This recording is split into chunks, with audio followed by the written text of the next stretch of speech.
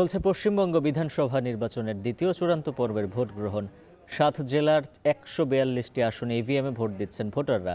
দুপুর 3টা পর্যন্ত ভোট পড়েছে 78.68%। কয়েকটি কেন্দ্রে ইভিএম মেশিনের ত্রুটি নিয়ে প্রশ্ন তুলেছেন বিজেপি প্রার্থীরা। এই ঘটনাকে কেন্দ্র করে দেখা দেয় উত্তেজনা। বিধানসভা নির্বাচন নিয়ে সবশেষ খবর জানাতে কলকাতা থেকে যুক্ত আছেন সহকর্মী দীপক দেবনাথ। দীপক, জানাবেন কেমন দেখছেন ভোটের আমেজ?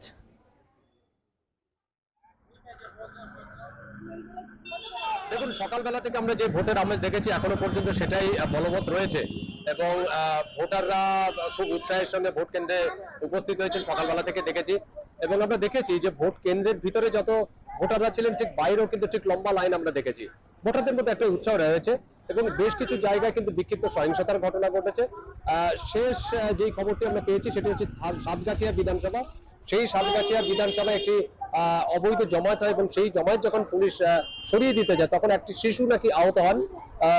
পরিবারের যেটি অভিযোগ হচ্ছে যে কেন্দ্রীয় বাহিনী তাকে মারধর করেছে, যদিও কেন্দ্রীয় বাহিনীর তরফ থেকে বলা হচ্ছে যে না, তারা কোনো মারধর করেনি, বরং উল্টে যে অবৈধ জমায়েত সেই জমায়েতটা যখন সরাতে গিয়েছিল তখন সেই বাচ্চাটির আচানক লেগে যায়।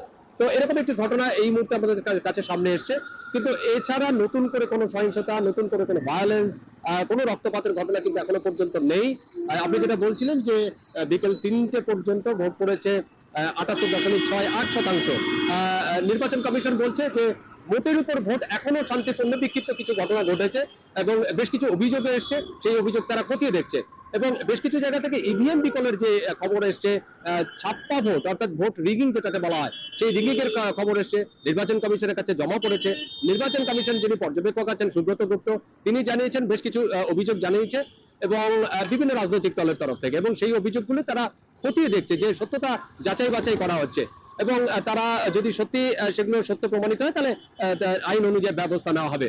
এবং এক্ষুনি যেটি আমরা খবর পেলাম সেটি হচ্ছে যে মুখ্যমন্ত্রী মমতা ব্যানার্জি, তিনি বাবারপুর আসনের প্রার্থী, তৃণমূল প্রার্থী, যেই মুহূর্তে বিকেল 5টা নাগাদ তিনি ভোট গ্রহণ কেন্দ্রে আসবেন, তিনি নিজের ভোটটি দেবেন। তার বাড়ির পাশে যে কেন্দ্রটি আছে অর্থাৎ মিত্র ইনস্টিটিউশন, সেখানে তিনি ভোট দেবেন।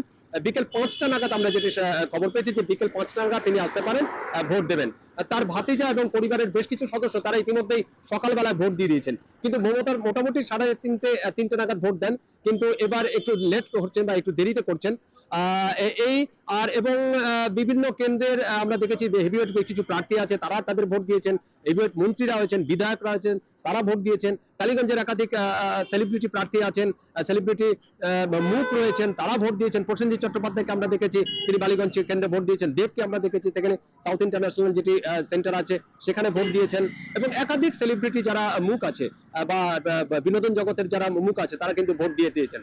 এবং এখনো পর্যন্ত বড় কোনো সহিংসতার ঘটনা কিন্তু আমার কাছে নেই। এই ছিল মোটামুটি সর্বশেষ পরিস্থিতি। উজ্জ্বল। বিধানসভা নির্বাচনে ভোটের খবর জানাচ্ছিলেন সহকর্মী দীপক দেবনাথ।